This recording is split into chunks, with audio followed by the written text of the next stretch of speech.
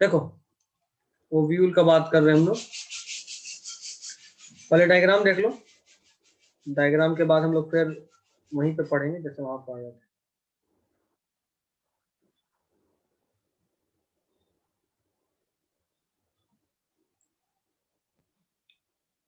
उसके अंदर में एकदम बीच में ऐसा बनाओ और इसके चारों तरफ लेयर्स।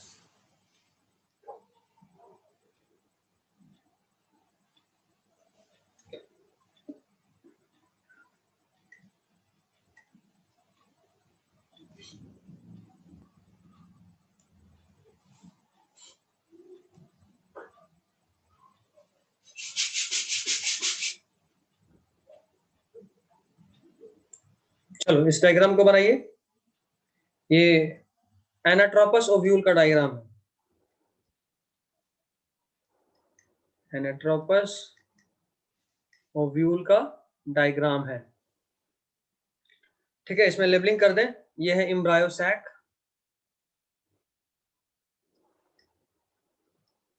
ये है एम्ब्रायो सैक, उसके ठीक ऊपर है माइक्रोपाइलर पोल। देखो ये वाले एंड को बोलते हैं, यहाँ पे एग्जैक्टली, यहाँ पे एग्जैक्टली जहां एरो दिख रहा है वही है माइक्रोपाइलर पोल। ये ओपनिंग का नाम है माइक्रोपाइल, इस ओपनिंग का नाम है माइक्रोपाइल, ठीक है। ये वो स्टॉक, वो लाइनिंग जिससे ये जुड़ा हुआ है उसको बोलते हैं फ्यूनिकल, ठीक है। और इसको बोलते हैं हाइलम, ठीक है। और उसके अलावा ये वाला जो है उसको बोलते हैं न्यूसिलस। ये वाला पूरा लेयर, ये पूरा लेयर, ये पूरा लेयर का हम बात कर रहे हैं, इस पूरे लेयर को बोलते हैं न्यूसिलस। ये बहुत काम आएगा आगे, इसलिए याद रखिएगा। और ये वाला है इनर इंटेग्यूमेंट, इंटेग्यूमेंट मतलब कवरिंग, इनर इंटेग्यूमेंट। और ये वाला है outer integument, inner and outer integument. चलिए आई गेस कि आप ये सब फटाफट से कहाँ है सर? बाकी लोग में से एक का तो क्लास है केमिस्ट्री का, फैजान का, और रोशन का पता नहीं। निशा भी शायद कल ऑफलाइन क्लासेस ज्वाइन करेगी वापस, और बात करा उससे। देखते हैं, चलो ओव्यूल में लिखो, लिखना शुरू करो। केमिस्ट्री का था? हाँ उधर एक अनिसाबाद साइड, अनिसाबाद का है, फुलवारी साइड में सर एक अंदर में क्लास चला रहे हैं ऑफलाइन। लिखो, पॉइंट लिखो। It is an outgrowth of placenta, ovule को बोलते हैं, ovule is an outgrowth of placenta, ovule is an outgrowth of placenta, ovule is an outgrowth of placenta, placenta के आउटग्रोथ को ओव्यूल बोलते हैं, ठीक है। प्लेसेंटा जो होता है प्लांट के केस में, वो जब ग्रो करता है ना, आउटग्रोथ, उसका इलोंगेटेड पोर्शन ही फाइनली ओव्यूल बनाता है। डायग्राम अपने सामने में देखते रहना, तुमको ज्यादा समझ में आएगा, ठीक है। Next point, each ovule is attached to its placenta, is attached to its placenta,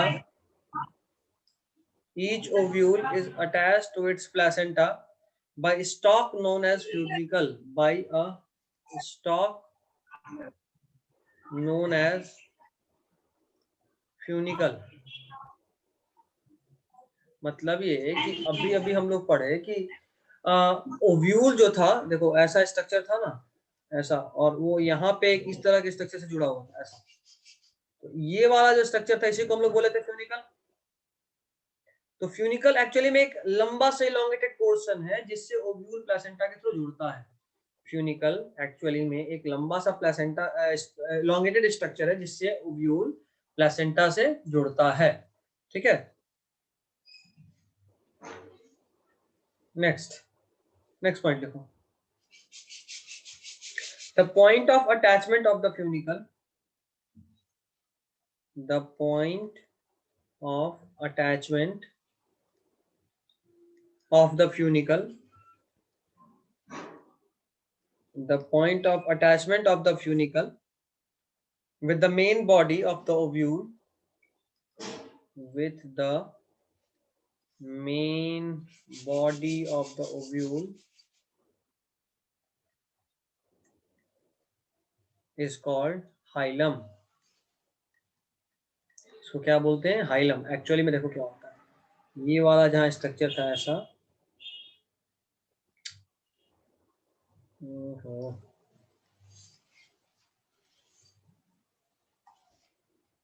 ये ऐसा जहाँ स्ट्रक्चर था, वहां पे आपको याद आ रहा होगा कि यहाँ पे आपने एक ऐसा स्ट्रक्चर ड्रॉ किया था, इसको कहा आपने फ्यूनिकल, और ये है आपका ओव्यूल, और फ्यूनिकल ये वाला पार्ट, ओव्यूल ये वाला पार्ट, जिस स्ट्रक्चर के थ्रू ये लोग आपस में जुड़ा है, जिस स्ट्रक्चर के थ्रू ये लोग आपस में जुड़ा, वो है ये वाला पार्ट. तो इस पार्ट का ही नाम क्या है? हाइलम. है ना? डायग्राम देखो, इंटरैक्ट करते रहो बाबू, तुम लोग शांत हो जाते हो, इंटरैक्ट, बात करते रहिए. हाँ ना, समझ में आ रहा नहीं आ रहा, कोई दिक्कत तो बोलते रहिए. ठीक है? यहाँ तक आगे बढ़े. हाइलम तो ये वाला है ना? हाँ, बस सी की तरह नहीं, ये तुम इसको करो ना, रेड वाला. हाँ इसको करो ना जो अभी हम बनाए. हाँ, हाँ, तो हाइलम एक्चुअली में ये पूरा लेयर है, ये पूरा लेयर है. पॉइंट, वो फ्यूजन पॉइंट जहाँ पे फ्यूनिकल, जैसे मान लो ये ओव्यूल है, ये वाला ओव्यूल और ये वाला फ्यूनिकल, तो इन दोनों के बीच का जो स्पेस है, ये स्पेस, ये जॉइनिंग, जहाँ पे वो दोनों फ्यूज कर रहा है, जहाँ पे वो दोनों जुड़ रहा है, उसका नाम है हाइलम. ठीक है अभी? ठीक, चलो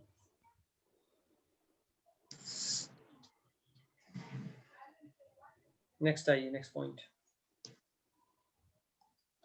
देखिए. Sometimes funicle gets fused. Sometimes, या तुम लोग लिखो, बोल रहे sometimes funicle gets fused. Sometimes funicle gets fused with the body of the ovule. Sometimes funicle gets fused with the body of the ovule along one side. Sometimes funicle gets fused with the body of ovule. Sometimes funicle gets fused with the body of the ovule along one side and forms a ridge. Sometimes funicle gets fused along the body of the ovule and forms a ridge along one side and forms a ridge.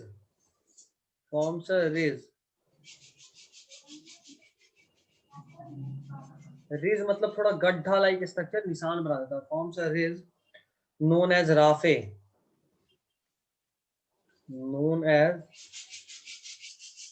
इसको क्या बोलते हैं? Rafe बोलते हैं.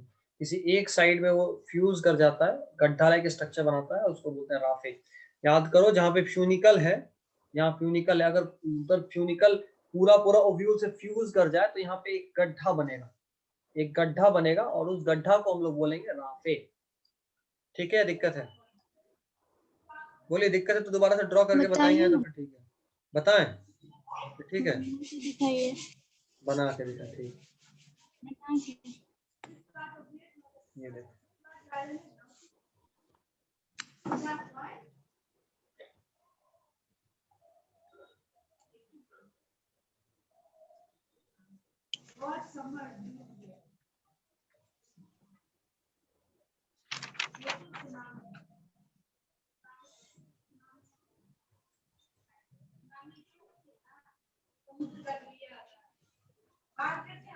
देखो, अगर ये वाला स्ट्रक्चर इसके साथ पूरी तरह से फ्यूज हो जाए, फ्यूज होगा तो कैसा बनेगा? देखो, सिर्फ हम इन दोनों को बना रहे हैं, फ्यूज होगा तो कैसा बनेगा? देखो, एक ये होगा और इसके ठीक ऊपर ये ऐसे बन जाएगा.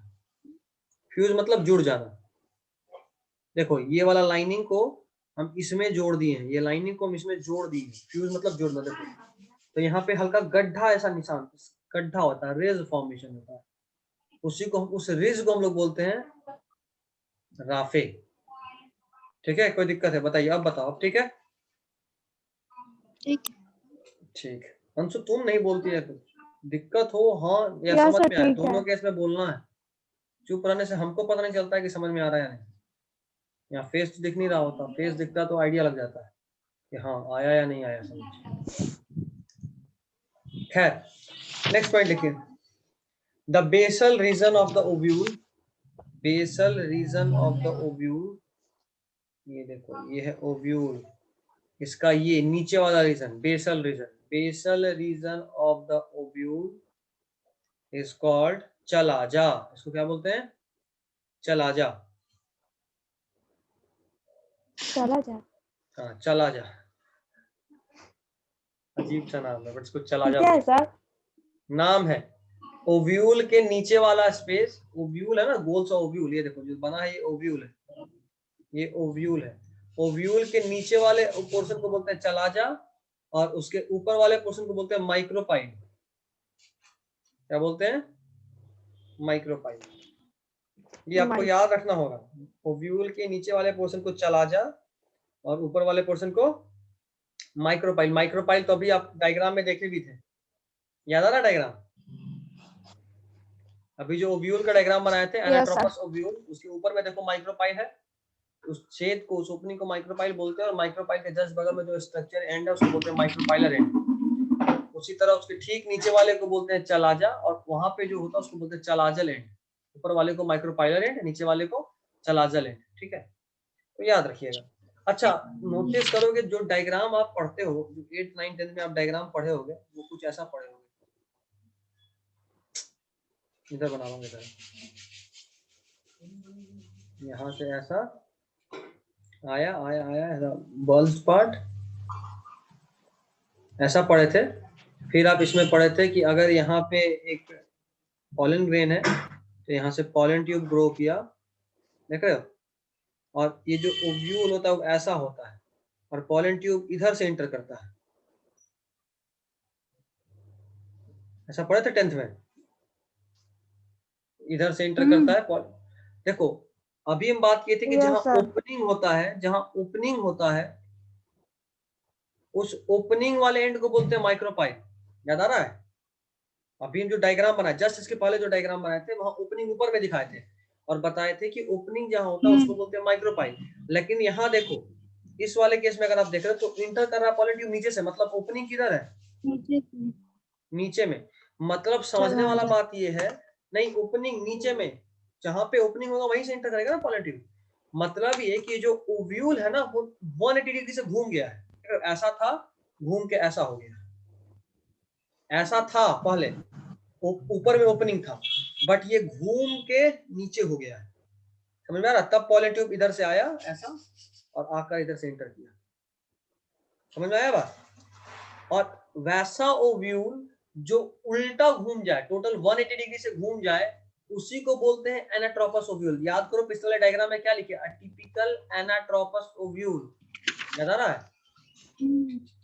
एनाट्रोपस ओव्यूल में पूरा उल्टा घूम जाता है, और जो सीधा होता है ना उसको बोलते हैं ऑर्थोट्रोपस ओव्यूल। तो आपको ऑर्थोट्रोपस ओव्यूल नहीं पढ़ना, आपको सिर्फ एनाट्रोपस ओव्यूल पढ़ना है, और यही एग्जाम में आएगा। ठीक है, एनाट्रोपस ओव्यूल का नाम एनसीईआरटी लिखे हुए है इसलिए वो बोर्ड में भी पूछ सकता है। ऑर्थोट्रोपस का नाम कहीं नहीं है, तो अब तो नीट में भी नहीं आएगा, नीट में भी अब सिर्फ एनसीईआरटी आता है। तो एनाट्रोपस ओव्यूल याद रखना है, और ये याद रखना है कि एनाट्रोपस ओव्यूल नाम इसीलिए पड़ा क्योंकि ओव्यूल कितना घुमा हुआ है, ओव्यूल टर्न, इसको वापस लिख रहा हूं, टर्न 180 डिग्री। डायग्राम आएगा सर? डायग्राम हाँ बिल्कुल आएगा, लेकिन ये वाला नहीं, हम आगे एक और बताएंगे वो आएगा, एक और बताएंगे वो आएगा, आता है बोर्ड्स में बहुत बार डायग्राम आता है। और ईमानदारी से कहें तो ये चैप्टर का जो डायग्राम्स है वो सबसे हिट लिस्टेड है। अगर उसको डायग्राम पूछने का मन किया तो ही 3 डायग्राम पूछता ज्यादातर, या तो वही ओव्यूल वाला डबल फर्टिलाइजेशन जो ये वाला बना है ना, ये वाला डायग्राम पूछता है, ऐसे इसको आगे डिटेल में और अच्छे से बनाएंगे। या तो ये वाला पूछता है, नहीं तो फिर फीमेल रिप्रोडक्टिव सिस्टम पूछता है, नहीं अच्छा तो अब तो फीमेल रिप्रोडक्टिव सिस्टम में नहीं पूछता, अब ओवरी का डायग्राम पूछता है। 12th में आपको ओवरी पढ़ना डिटेल में, ओवरी का डायग्राम पूछता है आपसे। नहीं तो फिर आपको फिर लास्ट में पढ़ना है थोड़ा सा सीवेज ट्रीटमेंट प्लांट, जो गंदा पानी होता है उसको हम लोग जो साफ करते हैं उसके लिए जो प्लांट लगाते हैं। सब बोर्ड्स का बता रहे हैं, 12th बोर्ड सब पूछता है। कब पूछता मतलब? सारा चीज पूछता है। हाँ, सारा चीज पूछता मतलब इनमें से कोई 2 पूछेगा, 1 या 2 पूछने का चांसेस बनता है। ये सब इंपॉर्टेंट बता रहे हैं, ये सब इंपॉर्टेंट है जो अक्सर आता है, अक्सर आने वाला डायग्राम्स बता रहे हैं। जो या फिर वो आएगा तुम्हारा सीवेज ट्रीटमेंट प्लांट, या फिर एक और होता है बायो प्रोसेस, बायो प्रोसेसिंग, जो बायोटेक्नोलॉजी में पढ़ना, एक डायग्राम वहां से होता है। तो यही 3 4 5 डायग्राम आता है, तो ये सबसे हिट लिस्टेड डायग्राम में से एक इस सप्ताह का डायग्राम। खैर, कौन सा पॉइंट लिखवा रहे थे अभी हम? Basal region. Basal region of the ovule is called chalaza. लिख लिए थे ये नहीं लिखे थे? ये लिख लिए थे? Basal region of the ovule is called chalaza. हाँ यस सर। हाँ, तो नेक्स्ट पॉइंट लिखो। इस पूरे को मिटा रहे हैं हम, इस पूरे बोर्ड को मिटा रहे हैं। चलिए next point, main body of the ovule, main body of the ovule, main body of the ovule is called न्यूसिलस। Diagram देखो, न्यूसिलस उसमें कुछ मार्क किए थे, मिला न्यूसिलस? हाँ हाँ, तो वही न्यूसिलस का बात कर रहे हैं। Main body of ovule is called न्यूसिलस which consists of a mass of parenchymatous cells.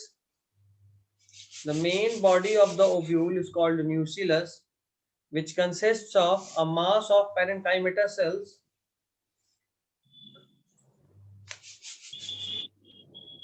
ठीक है? अच्छा, न्यूसिलस का काम क्या है? तो लिखिए cells of nucellus, full stop देकर उसी में कंटिन्यू कर लेना। Cells of nucellus have abundant reserve food material, have abundant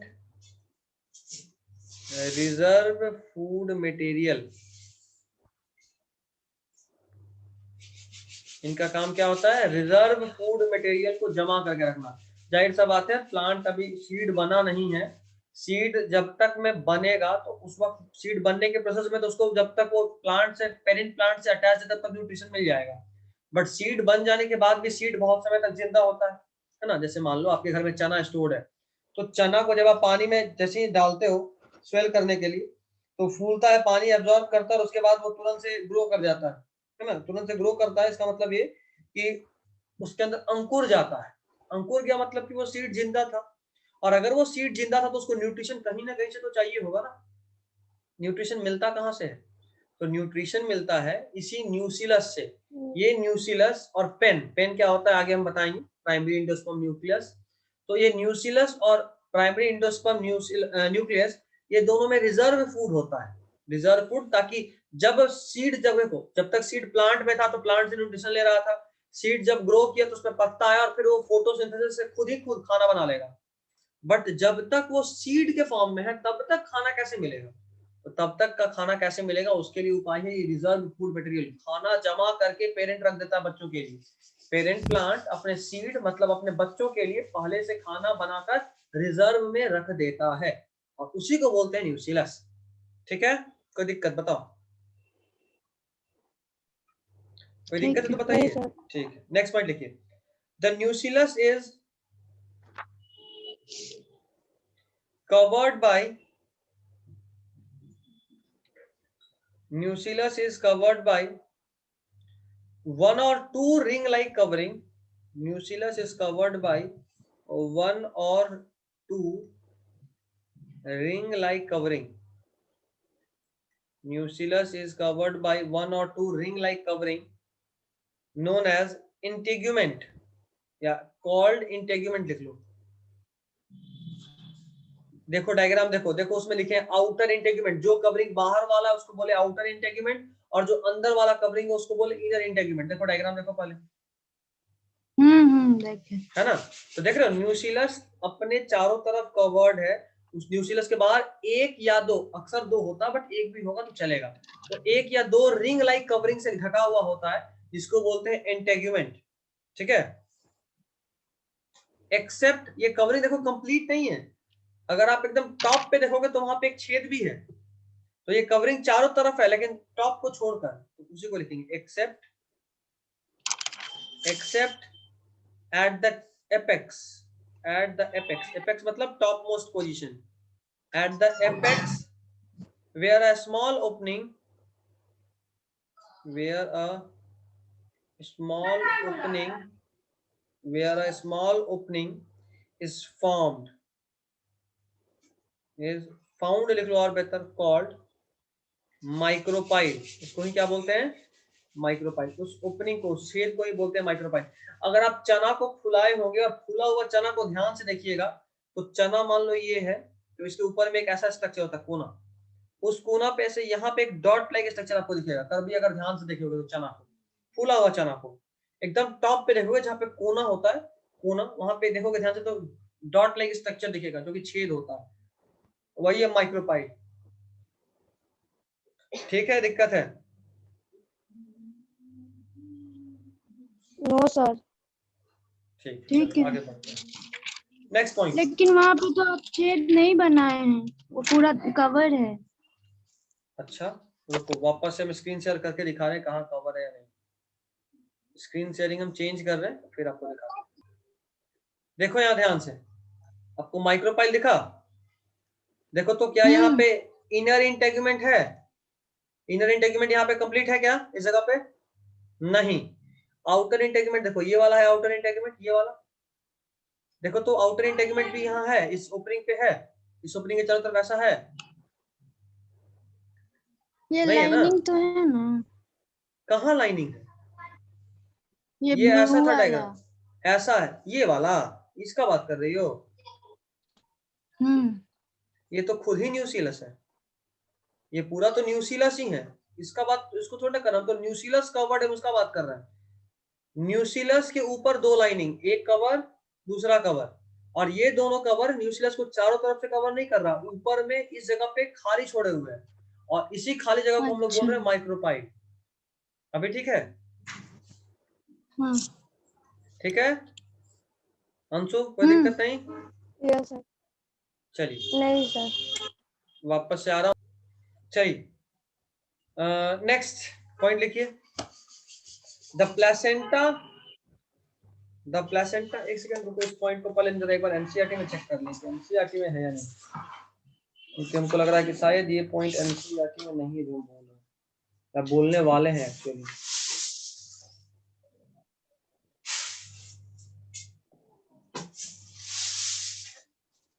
नहीं, रहने दो। ऑब्ट्यूरेटर का कहीं नामो निशान तेरे में नहीं है, फालतू में कॉम्प्लेक्स नहीं करना। देखो पेज नंबर 25 पे, पेज नंबर 25 पे जो हम लोग डायग्राम बी वाला एनसीईआरटी बनाया हुआ है, इसी डायग्राम का हम लोग बात कर रहे थे। देख लो एनसीईआरटी पेज नंबर 25, डी वाला डायग्राम, डी वाला। अगर तुमसे पूछ रहा है, देखो उसका जरा जो नीचे में लिखता है ना फिगर 2.7 जहां लिखा हुआ है, उसके डी में देखो लिखा a diagrammatic view of a typical anatropous ovule. कहीं पे भी ये नहीं बताया कि एनाट्रोपस ओव्यूल कहते किसको है, जो हम तुमको बताए कि वैसा ओव्यूल जो 180 डिग्री घूम कर अपने प्लांट में रहे, मतलब उसका माइक्रोपाइल नीचे पहुंच जाए, उसको बोलते हैं एनाट्रोपस ओव्यूल। ऐसा भी हम बताए थे ना, याद रखिएगा। तो एनसीईआरटी में एनाट्रोपस तो लिखा हुआ बट किसको बोलते हैं एनाट्रोपस ऐसा नहीं बताया है, लेकिन वर्ड लिख दिया इसलिए पूछ सकता है। तो आप एनाट्रोपस ओव्यूल के लिए तैयार रहिएगा, वैसा ओव्यूल जो 180 डिग्री घुमा हो, वैसा ओव्यूल जो 180 डिग्री रोटेट किया हुआ हो, उसको बोलते हैं एनाट्रोपस ओव्यूल। ठीक है? और एनाट्रोपस ओव्यूल के बारे में जो कुछ भी यहाँ डायग्राम में लिखा हुआ है वो सब हम लोग पढ़ चुके हैं। अब एक और पॉइंट बस पढ़िए और इस टॉपिक को एंड कीजिए। लिखिए located in the nucleus, located in the nucleus, sorry nucleus बोल रहा हूँ, nucleus, located in the nucleus। Anatropous ना? एनाट्रोपस ओव्यूल तो हो गया ना, तो हम बता ही चुके, पहले ही बता चुके थे। अभी हम अगला पॉइंट लिखवा रहे हैं इसमें, अगला पॉइंट एक जो क्या बोले थे located? Located in the nucleus, बस ये लाइन ही स्टार्टिंग ऐसी है, एनसीईआरटी का लाइन है, located in the nucleus is the embryo sac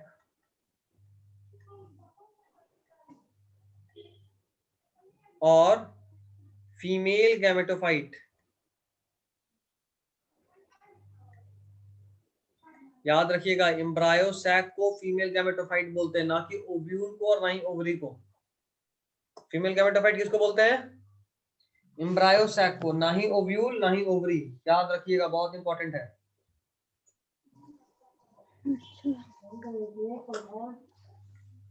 sir B का डायग्राम फिर से बताइए तो।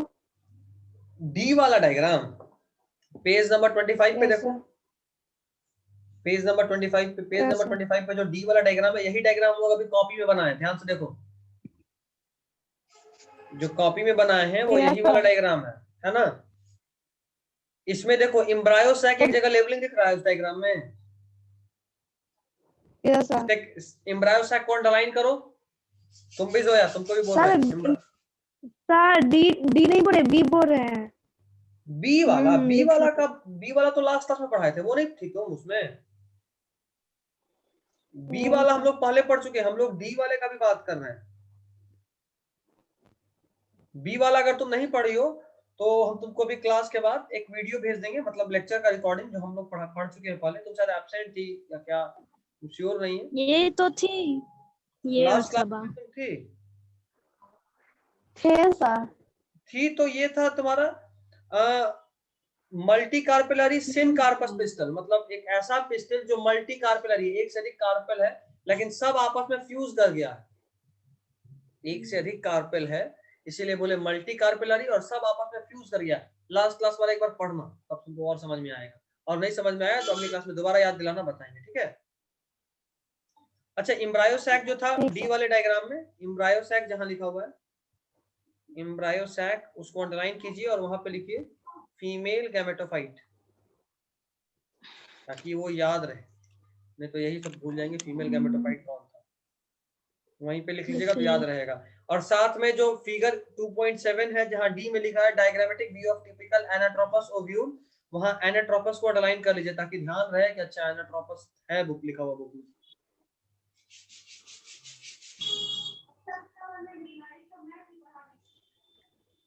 ठीक है, लिख लिए? अगला हेडिंग डालिए, mega sporogenesis.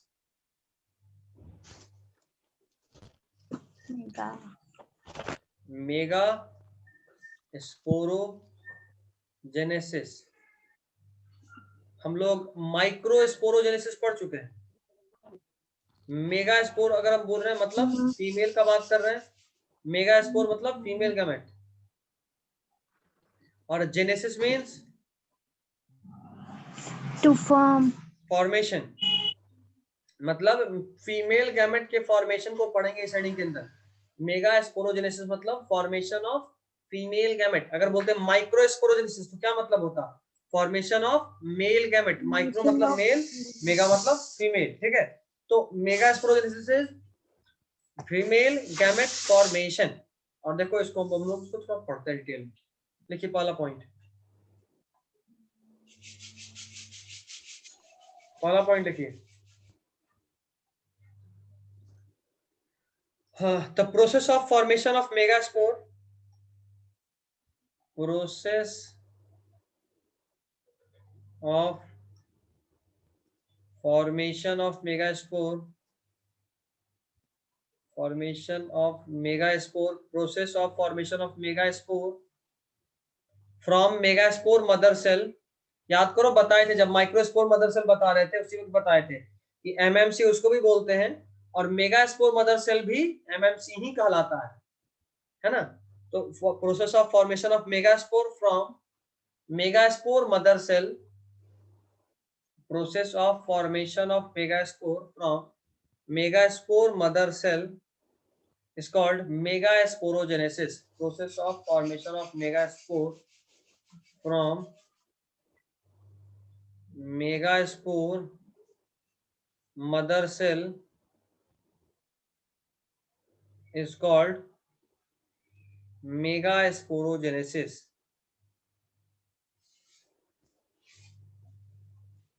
process of formation of megaspore from megaspore mother cell is called megasporogenesis। कोई दिक्कत यहाँ तक? नहीं ना? No, sir. नहीं, चलो नेक्स्ट पॉइंट लिखो, एनी ऑफ द सेल्स